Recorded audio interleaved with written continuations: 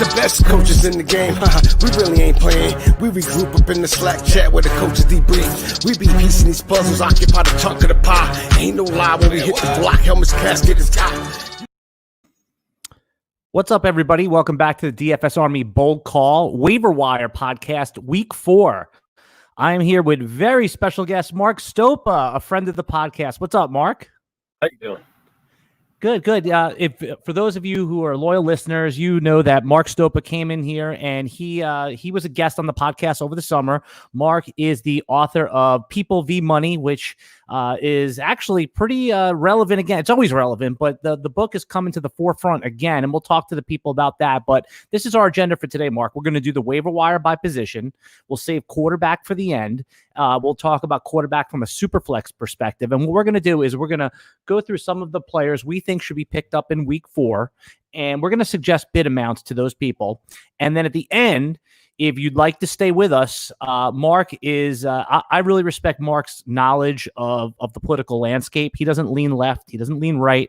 He leans towards the people. And we're going to do a little presidential debate preview and what we think, what we can actually gain in value from that. How does that sound, Mark? That sounds terrific. Okay. All right. I'm not hearing you that great. Can you say it again? That sounds terrific. I'm excited. Oh, there we go. All right. So let's start off with this. Mark, what is your waiver wire philosophy? Are you shoot a shot, just take one shot on the hot running back of the week, or how do you play the waiver wire generally in your season long leagues? By shoot a shot, you mean spend most of your FAAB on one guy? Yeah, I don't think you can do that in today's NFL. There's just too many injuries and too much happens over the course of the season. You have to be able to spread it out a bit, in my view, because we haven't even hit the buys yet. So there's going to be injuries during the bye weeks. You're going to have rosters that look atrocious. So you got to have some money later on. So, for example, if you were the Christian McCaffrey owner last week, how much would you have spent? You're 2-0. Your season's going well. You know McCaffrey's going to be out at least a month. How much would you have spent on Mike Davis? Given, say, you had maybe one other running back you felt good about, and maybe 2 that were kind of, just sort of PPR fill-ins. I went 20% on Mike Davis, and I didn't get him anywhere. I usually play in deeper leagues, so.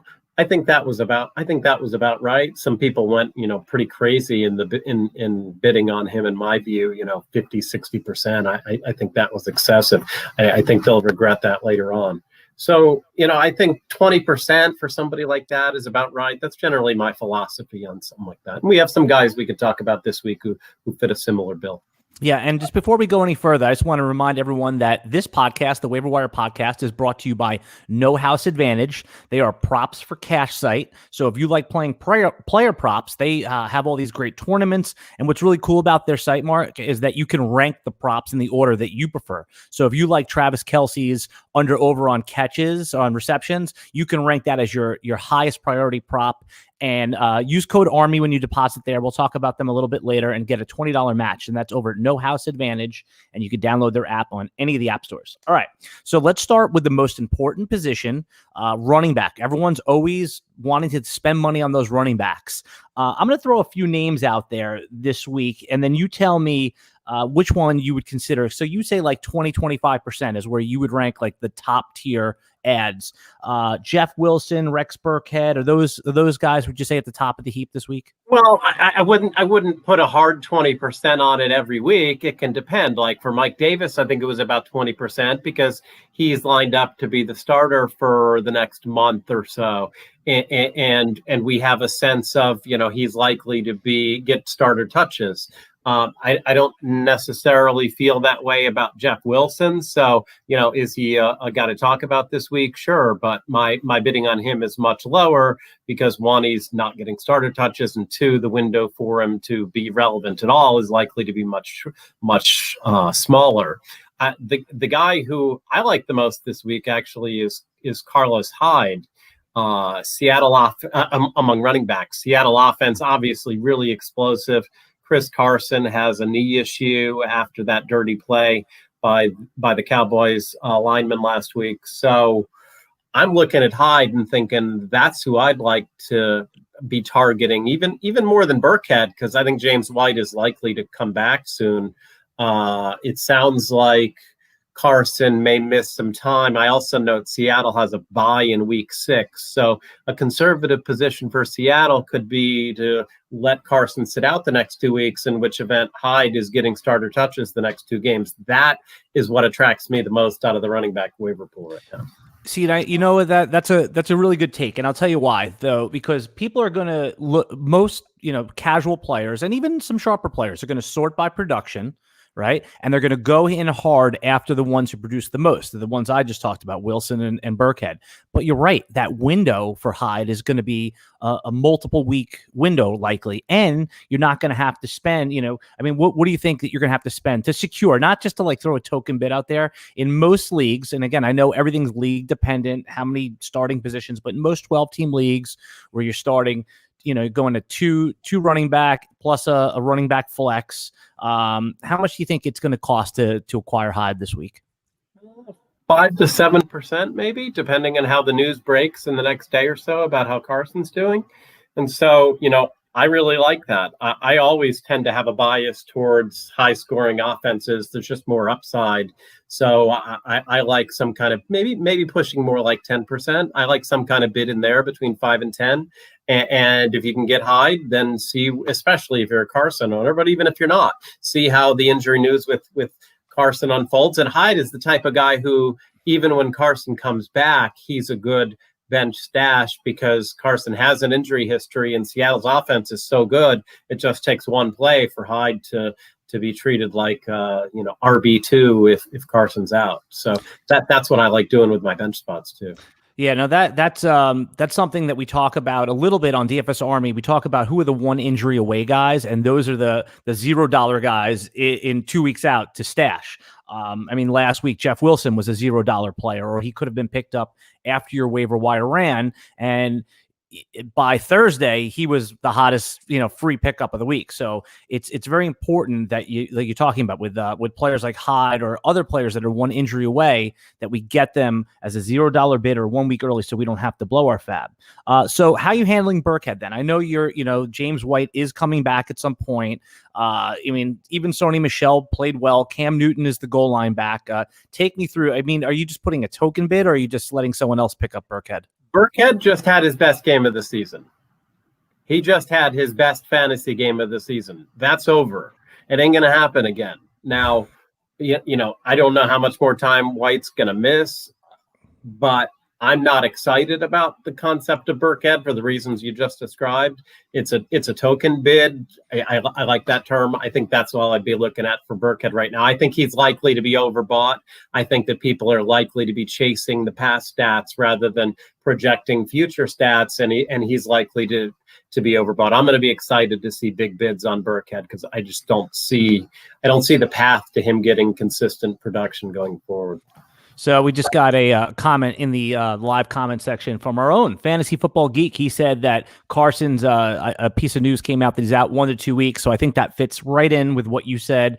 You know, when they say 1 to 2 weeks, it's always default to that later. And then even where they're just going to give him back 20 carries again. So you got to figure they'll wean him in. Just like when McCaffrey comes back, I'm trying to, my projection is that he's not going to come back to 27 carries. He's going to come back to 8 carries and maybe, you know, a pass or two. So Mike Davis definitely has some staying power. Now it goes without saying, I was asked in our DFS Army Slack chat about Myles Gaskin. Now, if Myles Gaskin is out there in your league, he's not out there in a lot of competitive leagues. He's about 50% owned. So if he's out there, he certainly would be my number one waiver wire ad. Again, I don't want to spend too much time on 50% owned players, but Myles Gaskin, Mark Stopa, are you in on him as at least just some sort of floor PPR play that you can put him in there in your flex and not have to worry too much about him?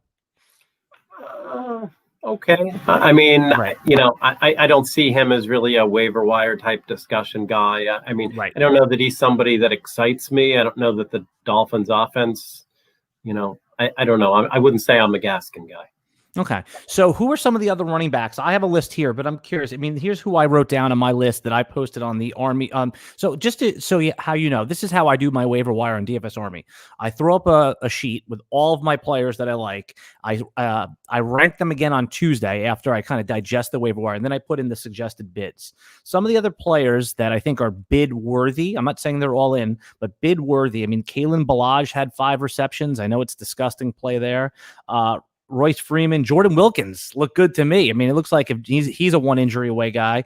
And then Anthony McFarland, 7 yards a carry. I mean, looked pretty good in Pittsburgh. I know he's roadblocked a little bit, but and then the other guy that looked really good to me is Brian Hill.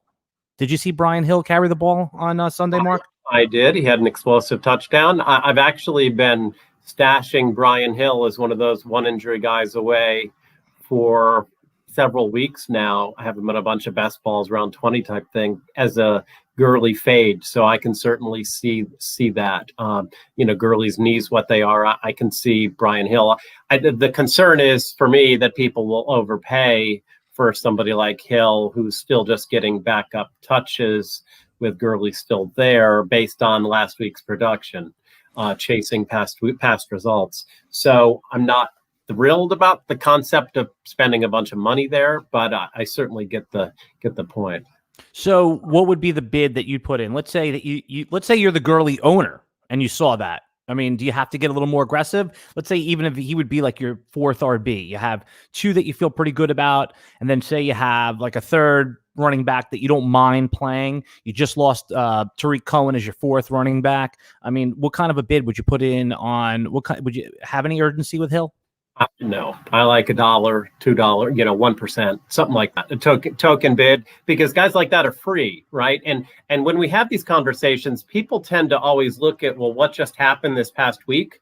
And they forget about some of the other guys who wind up on waivers who get cut. Guys like Philip Lindsay, who has proven himself to be a good player, who got put on IR the first 3 weeks, who I don't know when he's coming back. If he does come back this week, they play the Jets, who've just been an abomination. So, my mind, I'm constantly, when I'm looking at running backs, I'm looking at, Chase Edmonds, Tony Pollard, who hasn't really had much activity, guys like that. If they're getting cut, because people get overexcited about some of these guys you're mentioning, I'd rather go back to some of them if they become available. So that's more the mindset I'd have rather than who did well last week.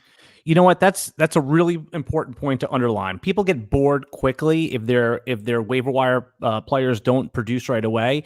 And look at your waiver wire after the waiver runs, and that's really the second wave of the waiver wire rate. And I think that's a really, really smart way to do it. Some of those guys that Mark just named, specifically Philip Lindsay and Tony Pollard, if they're getting cut, I would prefer those guys over any of the ones we're talking about, maybe outside of you need a running back right away and Jeff Wilson's on the waiver wire. Let me give you this too. For anybody in Yahoo leagues, Yahoo allows you to cut players on your bench who you didn't start and pick up somebody who hasn't played yet.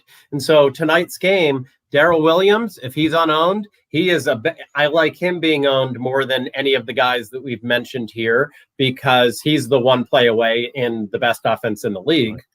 And also Gus Edwards for deeper leagues. He's somebody who should be owned. So if you've got somebody on your bench right now in a Yahoo league who you're going to be cutting this week anyway, then cut them now and go pick up one of those guys, because if an injury hits, those are the guys we could be talking about tomorrow as rising right to the top of the waiver wire priorities if an injury happens to them. See, this is why we have Mark Stopa on the Waiver Wire podcast. He is showing you how to hotwire your Yahoo leagues, and I wonder if any of the other ones like that. So again, just to put a point on that, if you have players you're going to cut in the Yahoo leagues, cut them now. What a sharp strategy that is! I really like that. And the Gus Edwards one specifically, I've always liked Gus Edwards. I was hoping that the Giants were going to try to trade for him, but it's tough to give up any sort of draft capital when you're a rebuilding team anyway. All right, so Darwin Thompson, maybe even in the most deepest of 14-team leagues, could fit that bill that you just said too. I'm just thinking out loud. All right, let's move over to the wide receivers. This week on the waiver wire, there are some good names out there. Somebody who I thought that looked like a bust early on. I mean, the top of the waiver wire sheet has to be Justin Jefferson. Wouldn't you think, Mark? Totally agree. Justin Jefferson, T. Higgins, 1 and 2, got to be them. Do you have a preference if you're? I know you're going to tier your bid. So do you have? I mean, do you just put the same dollar bid on both of those, and whatever one you get, you're happy with? I think that's pretty fair. I might have a slight lean towards Jefferson because the Vikings look so bad and they're going to have to be throwing. But Higgins looks good too, and AJ Green I think is washed. So I'd be happy to get either of those guys. I'd probably have a slight lean towards Jefferson, but yeah, they're similar guys, both rookies, both breaking out, and time to go get them. Yeah, the reason I agree with you. I like Justin Jefferson a little bit better because I think the path to regular targets is more clear for him, whereas T. Higgins still has, Tyler Boyd there. I know, AJ Green's not going away as long as he's healthy. I know he looks toasted, but again, if they activate John Ross, I mean, they're going to hopefully try to throw to Joe Mixon a little bit more. So not that I don't love T. Higgins and what I saw out of him, but I just think the path is a little more clear for Justin Jefferson. What kind of a bid are we putting on these guys if we really want to add them as our wide receiver 4? If we're in some wide receiver, we lost Sterling Shepard. If you lost, just any of these if Michael Thomas is still sitting on your bench, what are you putting on a bid on these guys, Mark? I'm going 30s to 40s on those, especially if you need somebody. I mean, you're not going to get another chance if these guys are breaking out. And that's what I see with some of them. So, and I've got some lesser bids for some other guys here we'll talk about in a bit too. Yeah, the next tier of players that I have, and then again, if I don't hit on any of these, I'll list them off. You just tell me, or if you feel that I didn't include a player in the tier and you feel like someone should be pushed in that tier, but we agree those two players are, for week 4, the cream of the crop, correct? Yes. Okay. So I have Brandon Ayuk. I know George Kittle's going to be coming back. I know Deebo Samuel's going to be coming back, but Ayuk looked like a professional receiver. I basically have him. And I mean, if LaVisca Chenault or Preston Williams is out there too, but that's the grouping of 3 that I wrote down next. I totally agree. And I love that you have him next. And I think he's close to being in that tier with the next 2 guys. I mean, he looks good. He has a clear path to targets. He might even be the number 1 guy. I don't trust that Samuel's coming back anytime soon, or that'll be effective when he does with that foot injury. So I like prioritizing Ayuk just under Higgins at the start, maybe even in a tier to himself, just under those 2. So is he a 25%er, or I mean? Yeah, I think so, and I think that you're likely to get him with that too, because I think he'll fall a bit under the radar. The Niners have had 2 straight games where they really didn't have to pass very much because they played bad teams. That will change a bit as we go forward, and they showed a willingness to run with Ayuk too. I like aggressively targeting Ayuk in the 20%, and I think that's likely to get him, and I think people will be happy with that if they do. Yeah, let's remember back to the draft that the word came out that San Francisco liked Ayuk as their wide receiver 1. I mean, they were going to take him at pick 13, knew they didn't have to, traded back, and then was able to get him later in the draft. So they think highly of Ayuk, and he's also a little bit of an older rookie. So those guys generally tend to come in the league and are ready to play, like Cooper Kupp just a few years ago. All right, so those are the sexy picks right there. How about just moving down the sheet a little bit? Someone like Greg Ward, who's not overly impressive as a football player, but just gets the job done when he's given opportunity. And given that Dallas Goedert's going to be out for a couple weeks, and again, we don't normally cross tight ends and wide receivers, but we know Philadelphia just needs pass catchers. Obviously bump up Ertz a little bit on your rankings, but are you interested in any of the waiver wire? I think you can get Greg Ward for a $0 or $1 bid, or Alshon Jeffrey. Do any of those guys interest you? I mean, Ward it just feels gross. Yep. Right. It's just like, hold your nose, but he got 11 targets and I don't know who else they're going to throw to. So I'd go more than 1% on him. I mean, I'm not excited about it, but the Eagles are bad. They have to throw. Who are they going to throw to? So, yeah, I think he belongs in the next part of the conversation here in the wide receiver discussion. Right. See, I'd rather have someone like Ward who And again, we've seen him get a large amount of targets at the end of last year. So I'd rather have him than someone like Andy Isabella, who just popped off the page and looked amazing. But Andy Isabella, so far, I mean, can we project him for anything more than the ultimate boom bust? Like, you throw Andy Isabella in your wide receiver 3 or flex spot after his 2 big touchdowns, you're not surprised if you come away with a 0. At least Greg Ward has some floor. Yeah, Isabella's not getting enough playing time to really justify putting him above Ward, and Isabella is someone who people will overpay for based on last week's results, more chasing, and they'll be disappointed when they get a bagel going forward because they're only looking at the box score and they're not looking at the routes run and the snaps played and things like that. So yeah, I'm with you there. Okay, I'm here with Mark Stopa, who is the author of People v. Money, who we're going to, it's a book about the corruption of the judicial system in Florida, and we are going to use his base knowledge of politics and his great takes that I read about on Facebook and Twitter all the time. And at the end of this Waiver Wire podcast, we're going to do a short 10-minute presidential debate preview. You can stay with us or you can sign off at that time. We welcome you to come hang with us. Anyone else that I'm missing on wide receivers before we move on to tight ends? In deeper leagues, I'm going to mention 2 names: Chase Claypool and Gabe Davis. They're both 4th wide receivers on their own teams, the Steelers and Bills respectively. But they both teams had one of their starters get hurt. Deontay Johnson, I believe, had a concussion, if I remember right. John Brown had a calf injury. So they both look good in the snaps that they've gotten. And if they were to, if the starters on those teams were to be out, then those are guys who, if you're in a pinch in a deeper league, I would not be adverse to playing. The Bills have absolutely loved Gabe Davis. They've been at the top of the league in 4 wide receiver sets, with him being the 4th receiver rookie, 4th round rookie, and he's looked really good. Caught a touchdown last week, had like 4 for 80, something like that this week. So I wouldn't. If you're having to dig deep, Chase Claypool, Gabe Davis.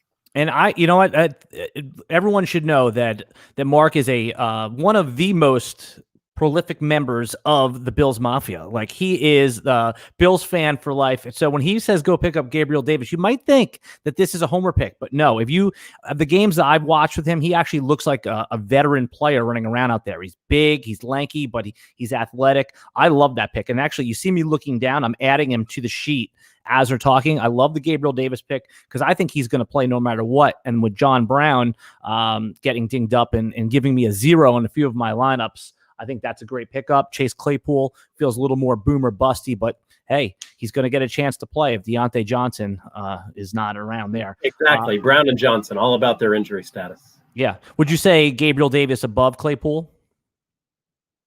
Or the other way around? If both guys are hurt, then probably so. Yeah, okay. I think so. If both guys are hurt, I agree. Yeah, like I said, just Gabriel Davis looks like he's involved in the red zone. That's why I liked him a little bit more than Claypool. All right, tight ends, and don't start talking to me about Tyler Kroft, okay? No homerism here, man. Actually, though, Tyler Kroft looked really good. I have to say,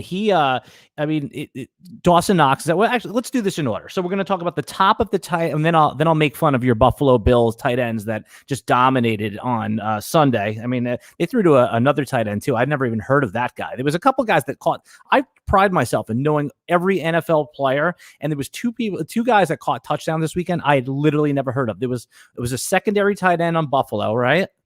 Lee Smith. Yes, that's who you hadn't heard of. That was his first and only snap of the season. He caught a touchdown in his first and only snap of the season. He's been a blocking tight end for quite some time. There you go. And then the other player who actually, we should back up into the wide receivers, was Cedric Wilson on the Dallas Cowboys, who exploded despite other Cowboys having productive days in a 12-team league. Are you putting a bid on Cedric Wilson, the Cowboys wide receiver, backing up a little bit? Not unless CD Lamb is hurt. Lamb did get nicked up in the end of that game on a kick return, and he didn't play the last 5 snaps, even though the game hung in the balance. If Lamb is out, then he is somebody who I would look to, similar to Claypool and Davis. You could put him in that same kind of category. Otherwise, no. He's the 4th receiver. No. Fair enough. Fair enough. Okay, so back to the tight ends. I know you're not supposed to chase production, but if Nick Foles is going to look to Jimmy Graham in the red zone, it feels like Darren Fells from last year. You could see a lot of 2-catch, 2-touchdown, 2-yard type of days. Mo Alley Cox I have at the top, and Eric Ebron. Are those the three that are most interesting to you in the tight end, or is there anyone else you would include in that group of throw dart tight ends? I would say take Jimmy Graham out of that group. I don't think that he should be there. I do agree with Mo Alley Cox. I think he's looked fantastic. I would add 2 other names that belong in the discussion. Dalton Schultz for Dallas. I mean, kind of a no-name guy, but he's in an incredible setup and role. Dallas has a terrible defense. They're throwing constantly. Prescott is on pace for like 6,300 passing yards, and he's their tight end 1, and he's running a lot of routes. So I think Schultz belongs in that conversation, and Robert Tonyan in Green Bay does too. I was about to goof on you for including Dalton Schultz because in all our leagues, obviously, he was picked up a couple weeks ago. But I looked on Yahoo; he's 31% owned, and our threshold for this podcast is 35 or less. We aim for 30, and Schultz falls right in there. So I get, you know what it is? Probably in most one tight end leagues, people have a tight end they're happy with right now because usually from ADP tight end 6 to tight end 16, most of them fail. Everyone's scrambling for a few guys. This year, like 7 of them are startable, even like when you went to the Noah Fant level of tight end 14, you're happy to have that guy. So that's probably why Schultz is still available. So I am adding him as we speak. In fact, I would probably make him would you take him or Mo Alley Cox? Who would you be your priority pickup for tight end? I like Schultz better, more passing, more offense. I think Mo Alley Cox is a far better athlete and better player, but the Colts are so run oriented that I'd take Schultz, and I might be in the minority among the industry on that, but it's debatable. But I would go with Schultz just because they throw so much. Yeah, he feels like a higher floor player, and whereas Cox feels like there's no floor in any given particular week. But I mean, we've seen, I've heard when a tight end gets 100 yards, I like that. I like when a tight end gets 100, when they're just not hey, I caught 2 touchdowns and I had 35 yards, because, touchdowns are fickle week to week. The Eric Ebron from a couple of years ago where he had like 380 yards and 11 touchdowns. So Cox's yards really are exciting for him to be picked up as a prospect. Ebron, Tonyan, you talked about Tonyan. I mean, we're always skeptical of the Green Bay tight end, but it looks like Rodgers he's in the Rodgers circle of trust. I mean, any of these tight ends, though. Well, first talk about Tonyan, what you saw, in case people didn't stay up late to watch this game, and then also talk about actual bid amounts you'd put on our 3 top that we've identified: Schultz, Mo Alley Cox, even Jimmy Graham, and now Robert Tonyan. Maybe it's a mental thing. You can have Jimmy Graham. So yeah, to me, all these other guys are preferable to him. Tonyan, he looks good. The Packers look fantastic.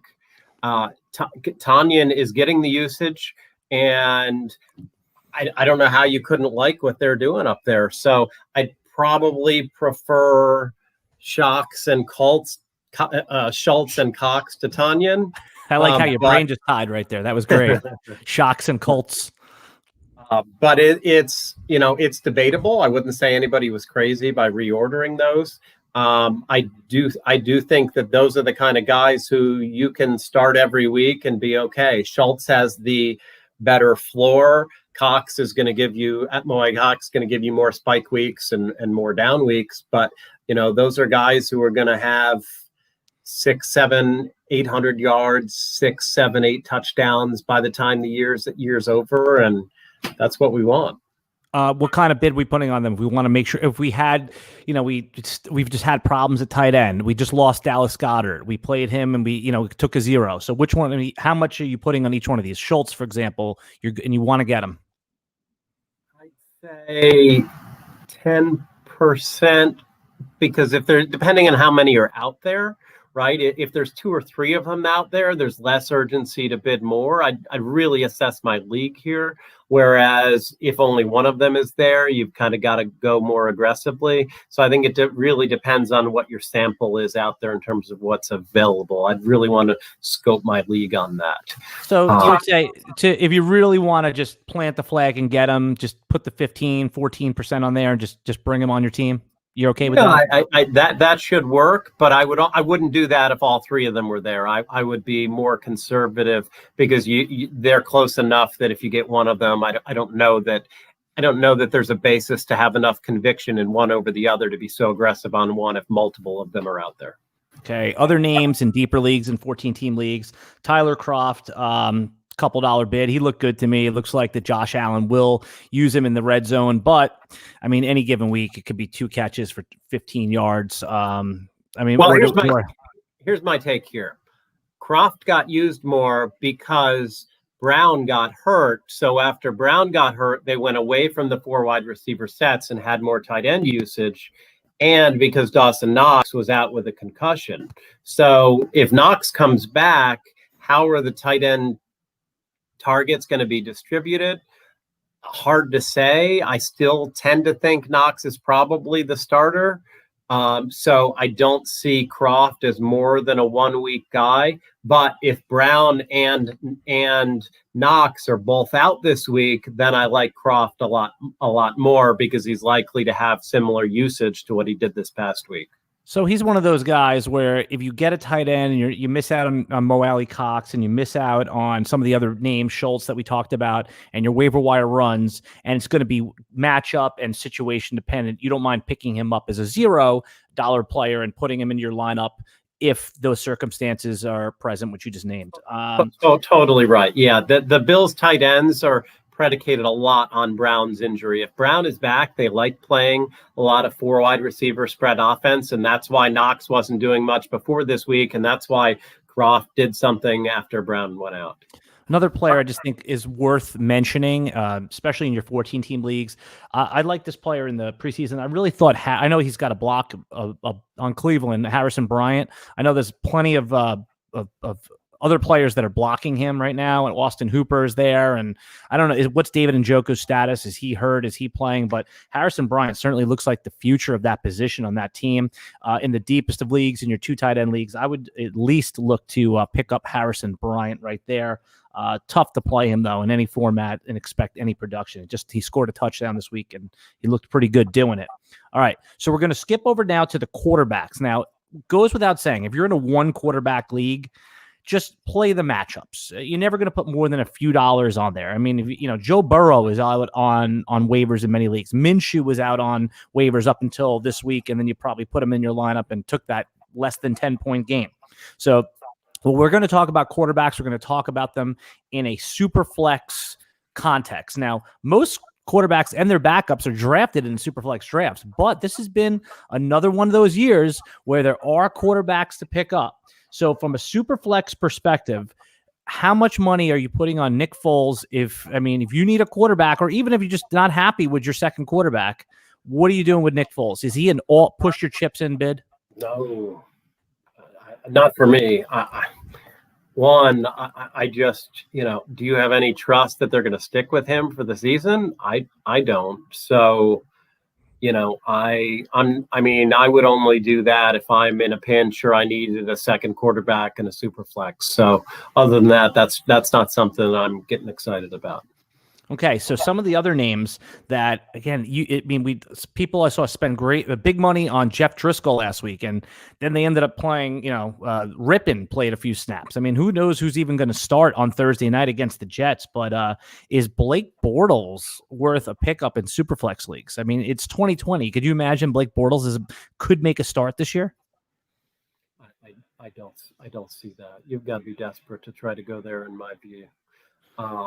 If your league is deep enough that you're targeting backups, what I would rather, and you have bench spots to do it, what I would rather do is guys like Jameis Winston or Andy Dalton, because they are in situations where if an injury struck, we know that they would be good. with the talent around them.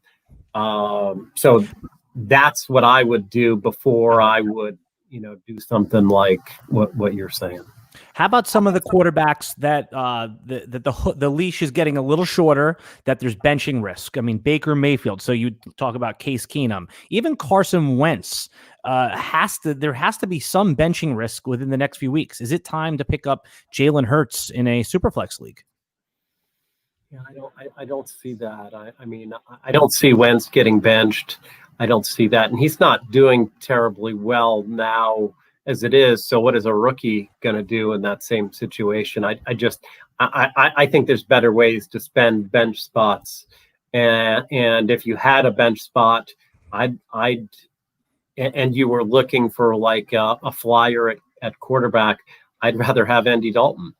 Yep. And how about any of the backups in Washington? I mean, it wouldn't surprise me if later this week we hear that Dwayne Haskins is going to take a seat. I mean, this coaching staff has no ties to Dwayne Haskins. In fact, they have ties to Kyle Allen, who did a decent job, I guess, in Carolina for Ron Rivera.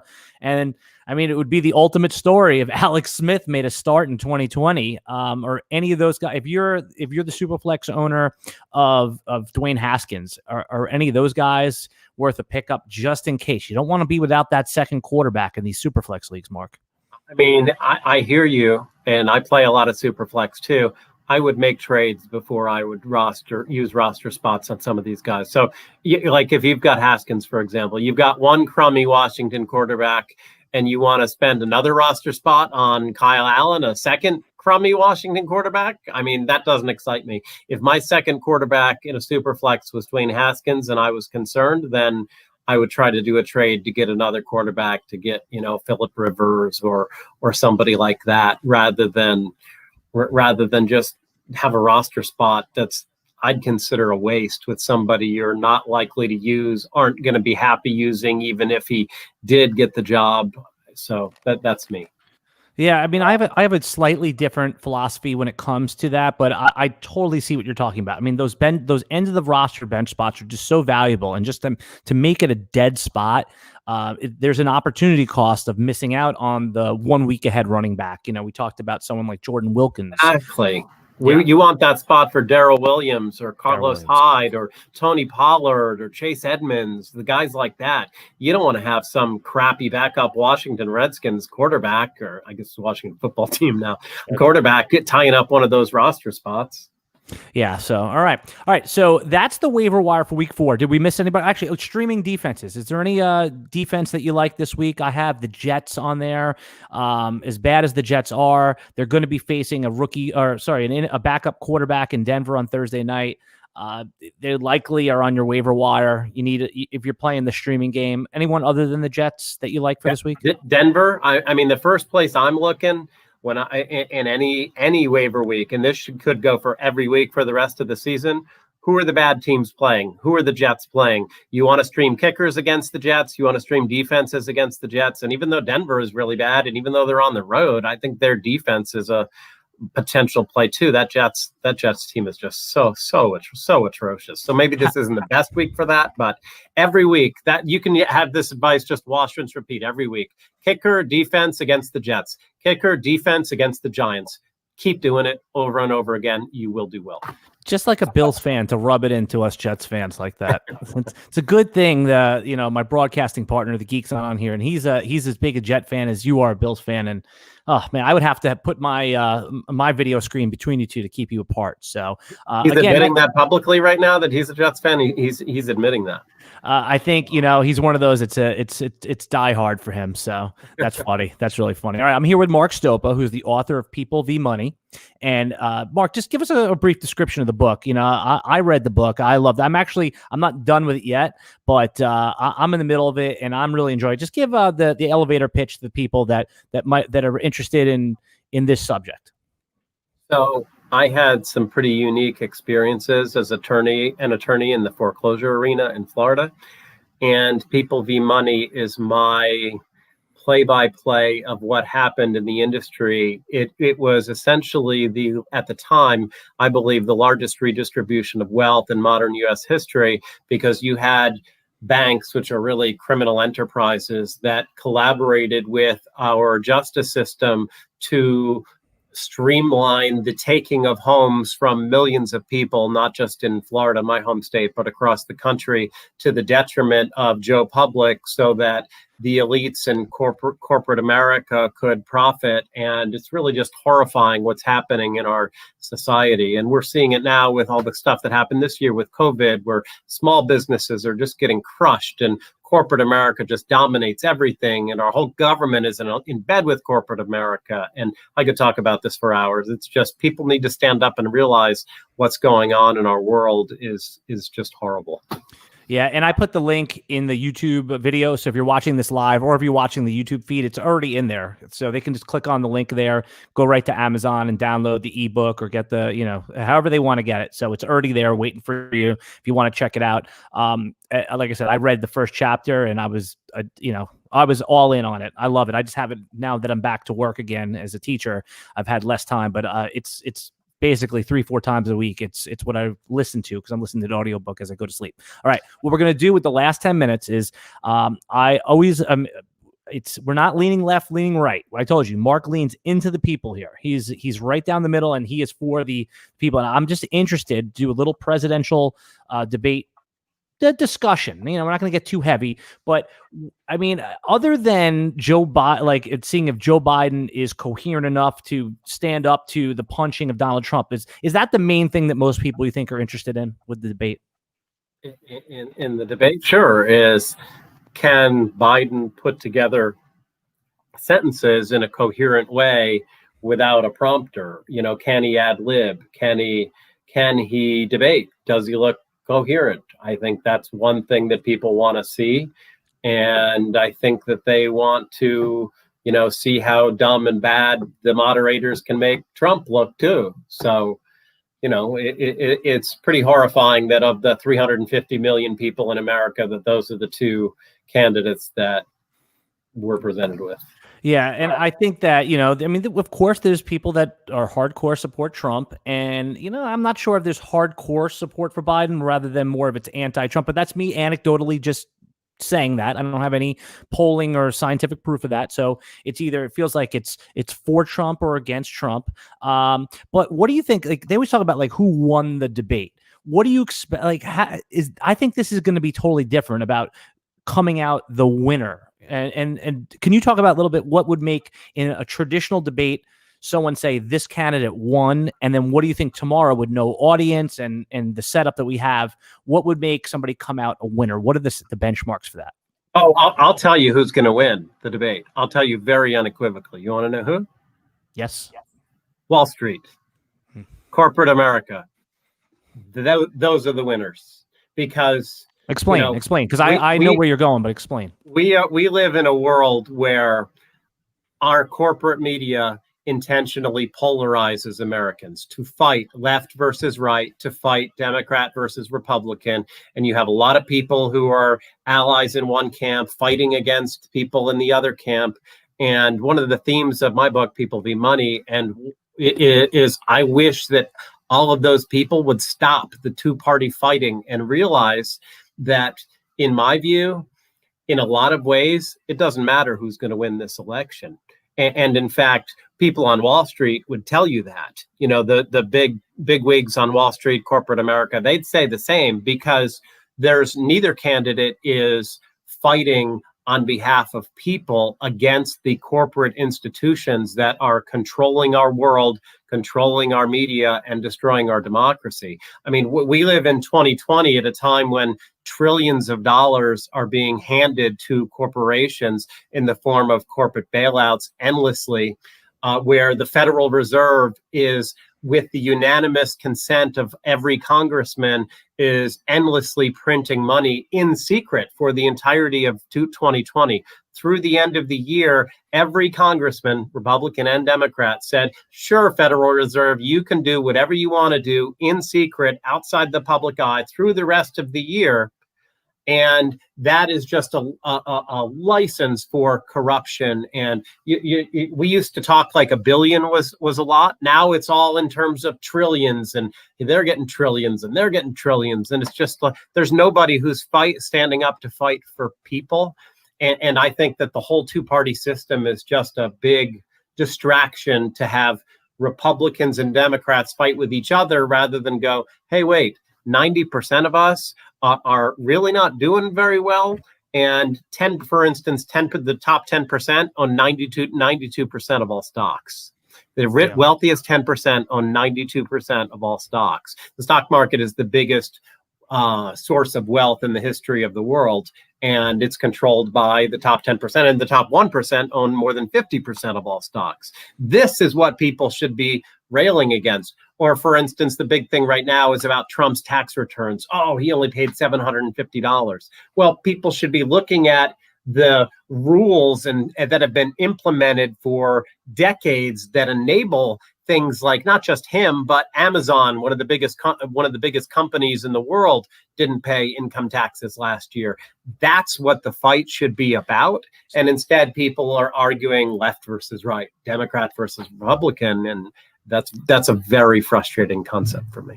As you can see, this is exactly why I love having Mark Stopa on. I mean, he's passionate about the subject, and I feel like this is why I like reading your stuff on Facebook. I urge you to go follow Mark Stopa on Facebook, and that's where he does a lot of the, rails against the wealthy and powerful, and it really is eye-opening. Some of the stuff may seem obvious, to some of you, but in other of us, we're more open to waking up in these concepts. That's what I think. I think now more than ever, maybe because we're so connected via social media, people are open to these ideas. People always talk about, oh, there's so much fake news and all this crap, and it just pits us against each other. Yes, that is true on social media, but there's also truth telling out there, and people are waking up to it. This is stuff when I was a kid. I'm a Democrat, or I'm a Republican. Now it's like, well, what was I even thinking? Identifying with this, like it's like a religion in a way. I mean, people, they take on this religion, and I understand.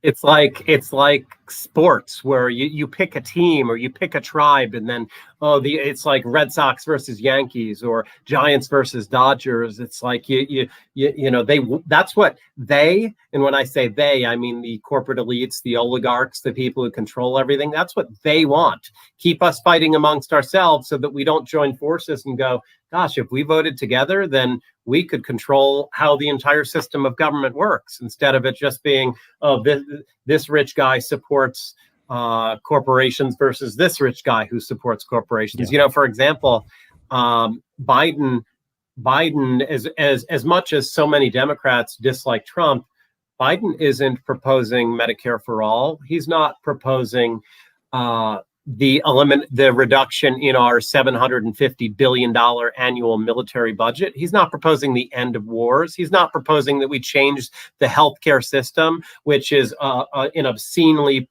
for-profit, multi-trillion-dollar industry. I mean, there are very few politicians who are actually trying to fix things for the benefit of people, because they're all in bed with corporations, because that's how they preserve their positions in power and get rich. Yeah, no, absolutely. And also give Mark Stopa a follow on Twitter. It's just his name. It's MarkStopa. Follow him on Twitter. That's where he does all his sports takes and interesting engagement as far as the fantasy football. And then on Facebook is more where you do this stuff about politics and powerful and money interests and all that. Do I have that right, Mark?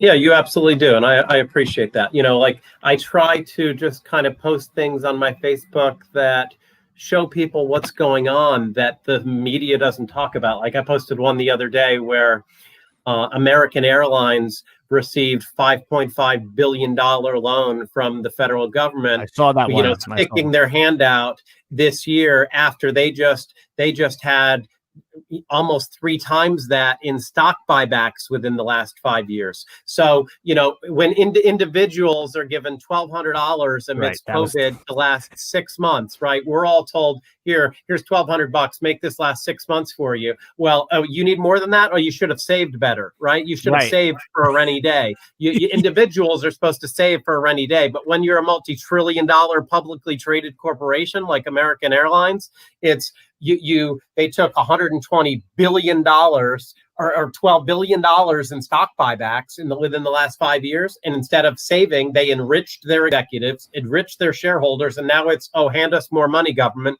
And because the government's in bed with them, it's, oh, sure, here's more money. And that kind of stuff is happening all the time. And it's You just made a new fan. Dave H in the chat said, "Amen, brother. Keep spreading the truth." So, Dave, go give Mark a follow on all his social media. And like I said, I that post he was just talking about, that was the one that I know. I feel like I know this stuff, but when he puts in perspective, here's your 1,200, Mr. Smith, Mr. Individual, and then corporations. Here's your 500 billion. It really it pops my eyes open. So, all right, Mark, this was entertaining. This was educational.